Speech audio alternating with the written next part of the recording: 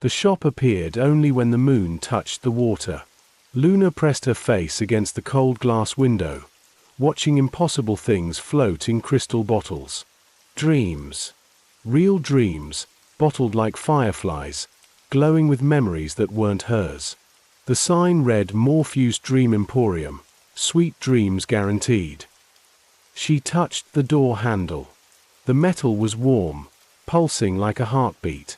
Inside, shelves stretched impossibly high, filled with shimmering bottles of every size. Each bottle contained a swirling mist of color and light. Some dreams cost a few coins. Others cost a year of your life. Luna's hand trembled as she reached for the door. She had to know the truth about her sleepless nights. But the door opened before she could knock, and golden eyes stared back at her from the darkness. Welcome to Phycop, a continent where magic flows like ocean currents through the land. Here, the great volcanic mountains breathe fire into the sky, while the southern seas whisper ancient secrets to those who can listen. Luna belonged to the sea folk of the gentle western shores. Her people had always been able to speak with waves and call small storms. But Luna was different. When she sang, the ocean itself would rise to hear her voice. When she wept, pearls formed in her tears. Her ivory-white hair moved like sea foam, and her bronze skin bore the salt marks of her ancestors. Yet despite her ocean gifts, Luna had never been able to dream. Not once in her 17 years had she seen visions in sleep. While others rested in colorful dream worlds, she lay awake, listening to the waves call her name. The Dream Emporium was her last hope. She had saved every coin, every pearl, every treasure from her diving expeditions. Tonight, she would finally discover what it meant to dream. The mysterious shopkeeper smiled, but his green eyes held secrets deeper than any ocean trench. His green eyes seemed to look right through Luna's soul. He wore robes that shifted color like oil on water, and his large hands moved with hypnotic grace. Morpheus said, "Another sleepless wanderer seeking what they've never known." His voice was honey mixed with distant thunder. Luna replied, "I've never had a single dream. I need to understand what I'm missing. The ocean sings to me, but my mind stays silent in sleep." Morpheus walked between towering shelves, each filled with bottled dreams. He gestured to the lower shelves where simple bottles glowed softly. Morpheus explained, "Basic dreams cost 5 silver coins. Pleasant memories, gentle adventures, sweet romances. One night of borrowed wonder." Luna's eyes moved upward to more elaborate bottles on higher shelves. These dreams swirled with complex colors and seemed almost alive. Morpheus continued, "Premium dreams cost 50 silver. Epic adventures, profound mysteries, the feeling of flying. These dreams will stay with you for weeks." At the very top, behind glass cases, sat bottles that looked like captured stars. They pulsed with inner light and seemed to whisper wordless songs. Luna asked, "What about those?" Morpheus smiled, but something cold flickered in his green eyes. He said, "Those are VIP dreams. The most expensive dreams in existence. 500 gold coins each. But these dreams can show you the future." Luna's heart raced. She touched the pouch at her side, feeling the weight of her life savings.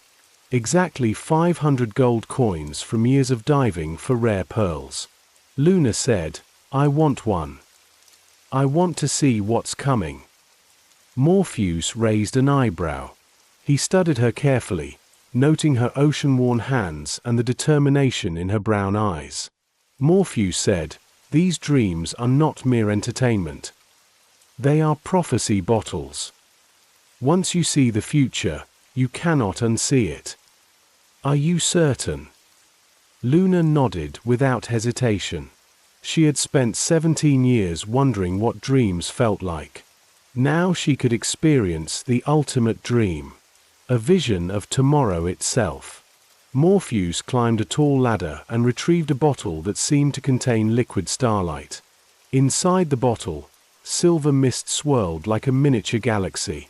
When he handed it to Luna, the bottle felt warm and seemed to pulse in rhythm with her heartbeat. Morpheus explained, "Drink this before sleep. The dream will come immediately. You'll see events that will happen within the next 7 days. But remember," his voice dropped to almost a whisper, "knowledge of the future comes with responsibility. What you see, you may feel compelled to change." Luna carefully placed the bottle in her bag. She counted out 500 gold coins, her entire fortune. As the coins touched Morpheus's palm, they seemed to shimmer and disappear into his skin. Morpheus said, "Sweet dreams, Luna of the western shores. May you find what you seek." But as Luna turned to leave, she noticed something strange. In the corner of the shop sat 3 customers who hadn't moved since she arrived. They sat perfectly still, eyes closed, with empty dream bottles in their hands. Their chests rose and fell slowly, as if they were sleeping. But something about their stillness felt wrong. Too peaceful. Too permanent. Luna asked, "Are they all right?" Morpheus glanced at the sleeping figures and his expression became unreadable. He said, "They purchased premium experiences. Some dreams are so beautiful, people never want to wake up." Luna felt a chill run down her spine. She looked again at the sleeping customers. Dust had settled on their shoulders. How long had they been sitting there? Morpheus gently guided her toward the door. He said, "Don't worry about them. Focus on your own journey. Tomorrow, you'll understand everything." As Luna stepped outside, the dream bottle felt heavier in her bag. The moon had moved across the sky, and dawn was approaching. She hurried home to her small cottage by the sea, eager to finally experience her first dream. But behind her, through the shop window, she could see Morpheus watching her leave. His smile had disappeared, and his green eyes glowed with something that wasn't quite human. The dream bottle grew warm against her side, as if something inside was trying to escape. Luna reached her cottage just as the first rays of sunlight painted the ocean gold. She had always loved this time of morning, when the waves whispered their gentlest songs. But today felt different. The ocean seemed restless, as if warning her about something. Luna sat on her bed and carefully uncorked the dream bottle. The silver mist rose like smoke, forming shapes in the air before dissolving. It smelled of midnight rain and distant stars. She drank the liquid in one gulp. It tasted like memories she'd never had. Luna lay down and closed her eyes. For the first time in 17 years, sleep came instantly. Then the visions began. She saw herself standing in the town square 3 days from now. People were screaming, running in all directions. The sky above was cracking like broken glass. Through the cracks, strange creatures with too many eyes were crawling into their world. In the center of the chaos stood Morpheus. But he looked different. Taller, more terrible, with shadows writhing around him like living smoke. He was chanting in a language that hurt to hear. Luna watched in horror as the fabric of reality tore wider. Then the vision shifted. She saw the dream emporium, but now it was revealed for what it truly was. Not a shop, but a machine. A massive device that fed on human consciousness. The sleeping customers weren't enjoying eternal dreams. They were being drained. Their life force was powering something monstrous. Their dreams were being harvested to fuel a ritual that would let Morpheus reshape reality itself. Luna saw herself in the vision, trying to stop him. But she was too late. The creatures from beyond had already invaded. The world was ending. Then she woke up, gasping and covered in cold sweat. Luna immediately knew three things. First, the vision felt absolutely real. Second, she had only 3 days to stop it from happening. Third, she was probably the only person who knew the truth. Luna paced her small room, her mind racing. She needed proof. She needed help. But who would believe that the friendly dream merchant was actually a reality-bending monster? Luna decided to start with research. She spent the day in the town library, searching through old books about dreams and magic. In a dusty tome called Forbidden Arts of the Mind, she found something that made her blood run cold. The book described creatures called Onirarchs, dream rulers who could manipulate the boundary between sleeping and waking worlds. They were ancient beings who fed on human consciousness. The book warned that Onirarchs could appear human for centuries. They would pose as helpful dream merchants or sleep healers.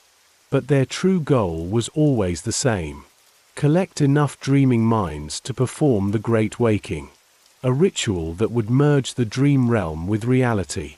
This would give them godlike power over both worlds. But it would also unleash nightmares into the physical world. Luna's hands shook as she read the description of the ritual. It required exactly 100 dreaming minds, and it could only be performed during a lunar eclipse. Luna checked the astronomical calendar. A total lunar eclipse was scheduled for 3 days from now, exactly when her vision showed the world ending. Luna ran back to the Dream Emporium that evening. She had to confirm her suspicions. The shop looked the same from outside, but now Luna knew what to look for. She peered through the windows and counted the sleeping customers. 97 people sat motionless in chairs throughout the shop, all holding empty dream bottles, all trapped in eternal sleep. Morpheus needed only 3 more minds to complete his ritual. Luna realized with growing horror that she was meant to be one of them. The prophetic dream wasn't just showing her the future. It was showing her the future Morpheus expected to create, with her trapped in his collection. But the vision had one flaw. It assumed Luna would drink the dream and fall into permanent sleep like the others. Morpheus hadn't counted on her ocean magic protecting her mind. The sea folk had natural defenses against mental intrusion. Her connection to the waves had kept her consciousness free. Now she was the only person who knew the truth and could still act on it. But how could one girl with ocean magic stop an ancient dream lord? Luna touched the pearl pendant at her throat. Her grandmother's voice echoed in her memory. When the tide is against you, child, remember that water always finds a way. As Luna formed a desperate plan, shadows began moving in the shop window behind her. Luna needed allies, but the town was full of Morpheus's customers. Half the population had bought dreams from him over the years. Who could she trust? Then she remembered old Captain Nereus, the lighthouse keeper. He was one of the few people who had never visited the Dream Emporium. Dreams are for the weak, he always said. Reality is adventure enough. Luna found him tending his lighthouse as the sun set. Captain Nereus was a weathered man with silver hair and eyes like storm clouds. He had sailed every sea on the continent and seen wonders that would break lesser minds. Luna said, "Captain, I need your help. Something terrible is going to happen in 3 days." She told him everything about the prophetic dream and her discovery about Morpheus. Captain Nereus listened without interrupting. When she finished, he was quiet for a long moment. "Finally," he said, "I've always known there was something wrong about that place. Ships avoid our harbor on nights when the dream shop appears. Sea creatures flee the water near it. The ocean itself is afraid." Captain Nereus explained that he had been keeping records. Over the past year, 97 people had entered the Dream Emporium and never been seen around town again. Their families thought they had moved away or were traveling. But Nereus had noticed the pattern. He said, "I should have acted sooner." But I thought I was just being paranoid. An old sailor seeing monsters where there were none. Luna felt relief flood through her. She wasn't alone in this fight. Captain Nereus said, "If you're right about the eclipse timing, we have 3 days to free those trapped minds. But first, we need to understand exactly what we're up against." He led Luna to his study, which was filled with charts, books, and strange artifacts from his travels. Captain Nereus pulled out a leather journal filled with his own handwriting. He said, "I've been researching dream magic since the shop first appeared. There's something you need to know about Onirarchs. They don't just steal consciousness. They rewrite the memories of anyone who encounters them." Luna's eyes widened. She asked, "What do you mean?" Captain Nereus explained, "Everyone in town thinks they remember Morpheus being here for years. But I've been keeping detailed records. The Dream Emporium first appeared exactly 13 months ago, on the night of the last lunar eclipse. But when I ask people about it, they swear Morpheus has been here since they were children. He's been altering their memories to make his presence seem normal." Luna felt a chill. If Morpheus could rewrite memories, how many other things had he changed? Captain Nereus continued, "There's more. I think he's been manipulating the town's dreams for months, preparing people's minds for the Great Waking, making them more susceptible to his control." Luna asked, "How do we fight something that can change our thoughts?" Captain Nereus smiled grimly. He said, "The same way sailors fight storms. With preparation, courage, and a little bit of madness." He showed Luna a collection of items he had gathered.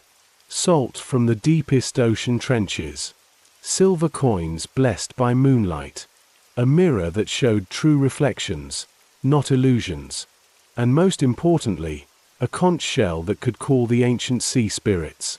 Captain Nereus said, "Your ocean magic is stronger than you know. The sea folk were the first people to fight the Onirarchs, thousands of years ago. That's why your people can't be easily controlled by dream magic. You're naturally immune to their illusions." Luna felt power stirring in her chest. The ocean outside seemed to respond to her emotions. Waves grew higher and began to glow with phosphorescent light. But then Captain Nereus's expression grew serious. He said, "There's something else you need to know. Something I discovered in the ancient texts. The reason Morpheus chose this location. Our harbor isn't just near the ocean. It's built on top of a convergence point. A place where multiple realities meet. The Great Waking doesn't just merge dreams with reality. It tears open doorways to other dimensions. The creatures you saw in your vision, they're not from the dream realm. They're from somewhere much worse." Luna's blood ran cold. She asked, "How much worse?" Captain Nereus pointed to a drawing in one of his books. It showed beings of pure nightmare, creatures that fed on fear and transformed everything they touched into living horror. He said, "Morpheus isn't just trying to gain power. He's trying to become the anchor point for an invasion. If he succeeds, our entire world becomes a feeding ground for entities that exist only to cause suffering." Luna stared at the drawings. The creatures had too many eyes, too many teeth, and moved in ways that defied natural law. But something about them seemed familiar. She had seen them before. Not just in her prophetic dream, but somewhere else. Luna closed her eyes and reached deeper into her ocean-connected memories. The sea held all memories, her grandmother used to say.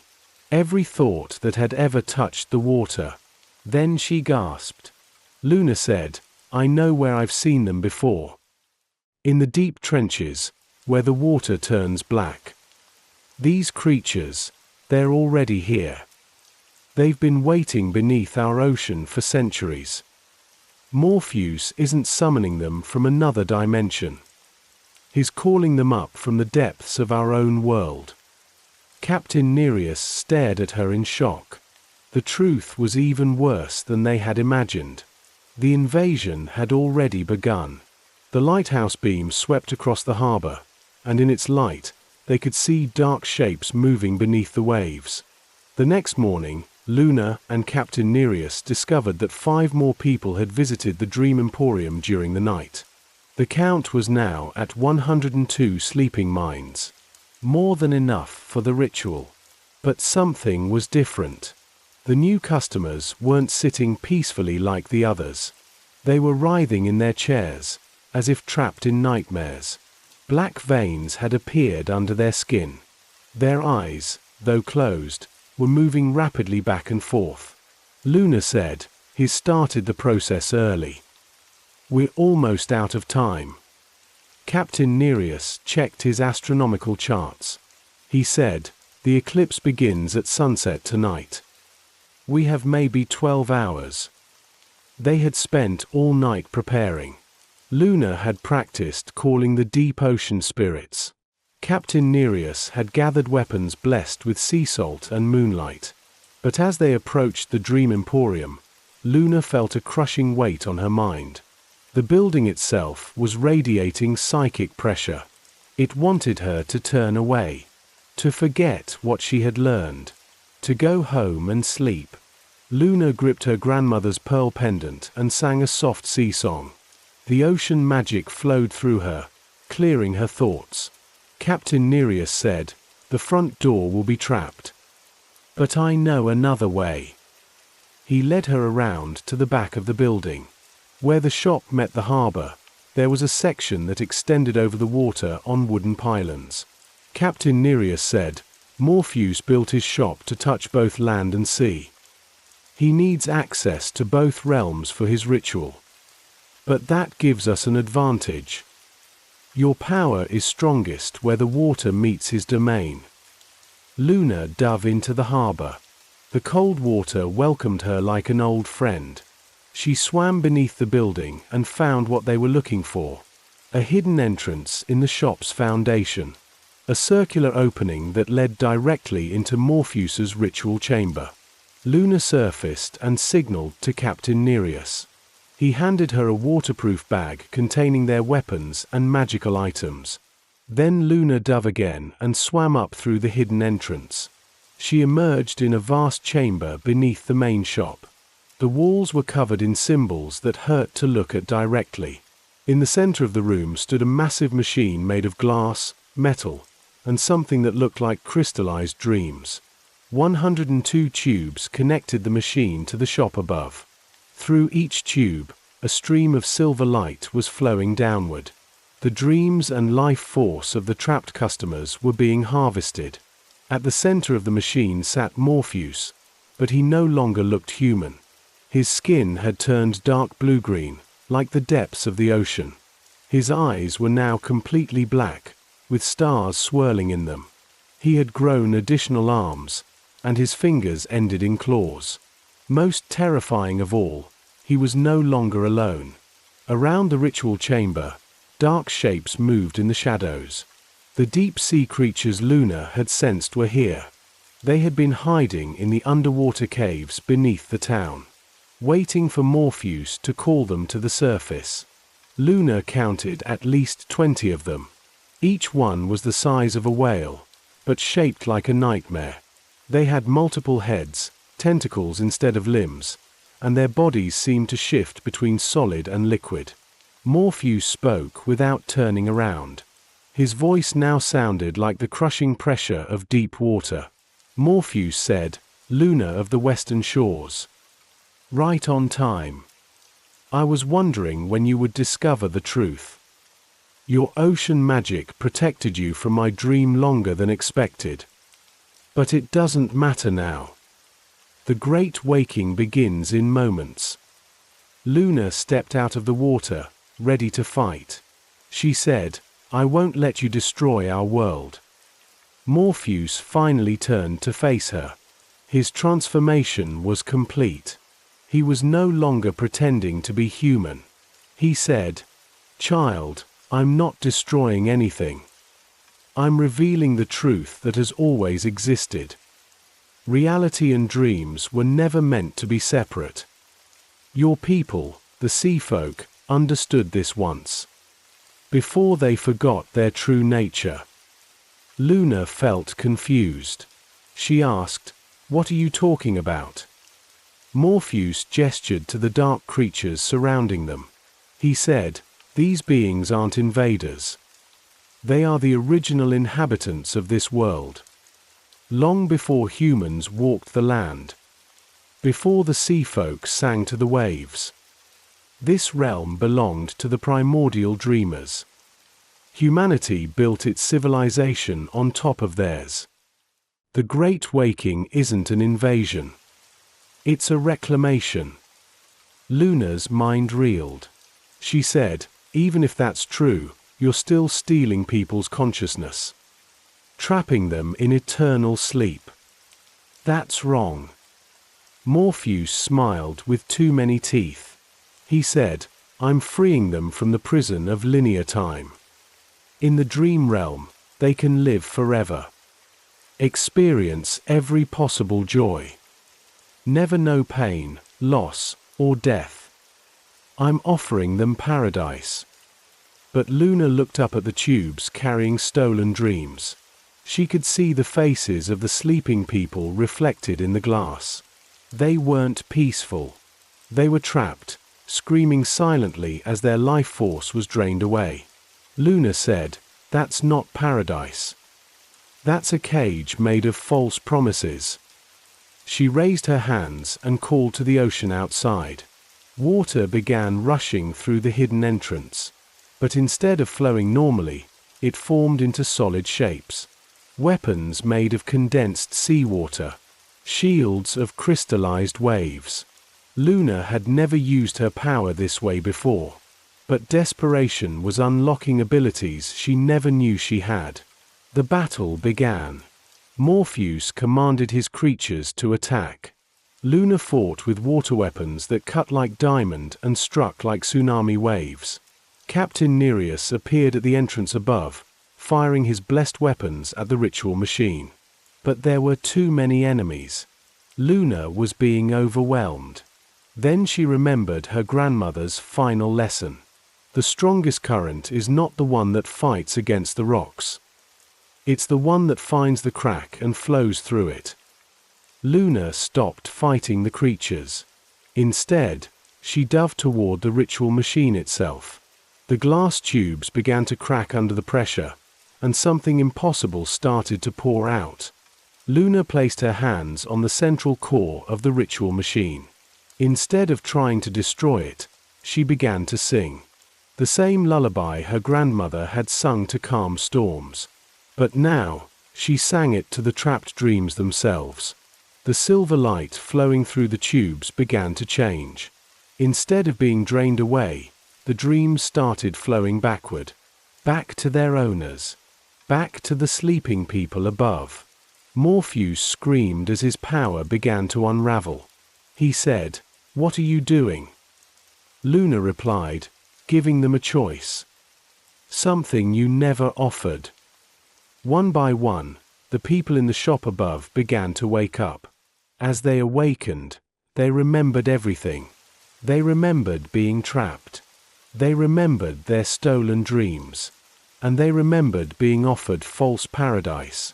But most importantly, they remembered that they chose reality, with all its pain, uncertainty, and brief joys. Because real life, however difficult, belonged to them. The ancient sea creatures began to retreat back to the depths. Without the ritual machine feeding them energy, they couldn't maintain their presence in the upper world. Morpheus's form started to dissolve. He said, "You don't understand what you've done. Without the Great Waking, your people will suffer. They'll grow old, feel pain, die forgotten. I offered them eternity." Luna said, "You offered them imprisonment. Real dreams come from real experiences. Joy means nothing without the possibility of sadness. Hope only exists because we can also despair. As the last tube disconnected, Morpheus faded like mist. His final words echoed through the chamber. This isn't over, child of the sea. Dreams and reality will merge again. It is inevitable. Then he was gone. Luna and Captain Nereus helped the awakened people out of the shop. The building itself began to fade as the sun rose.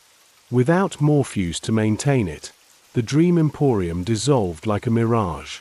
Luna stood on the harbor, watching the last traces disappear. She had saved her town, but she understood now that the struggle between dreams and reality was eternal. There would always be those who sought to escape life's difficulties, and there would always be predators ready to exploit that desire. But there would also always be people willing to choose the difficult beauty of real existence. People who understood that the most precious dreams were the ones they built with their own hands, in their own time, with the people they truly loved. Luna looked out at the ocean. For the first time in her life, she felt ready to sleep, to have real dreams. Dreams that belonged to her. The waves whispered their approval as Luna walked home, knowing that some battles are won not by fighting, but by choosing what's worth protecting.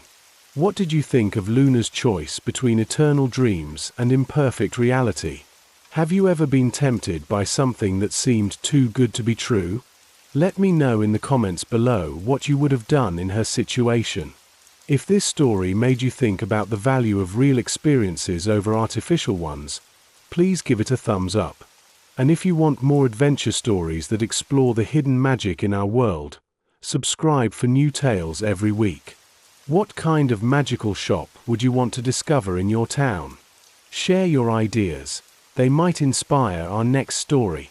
Until next time, remember, the most beautiful dreams are the ones we live while awake.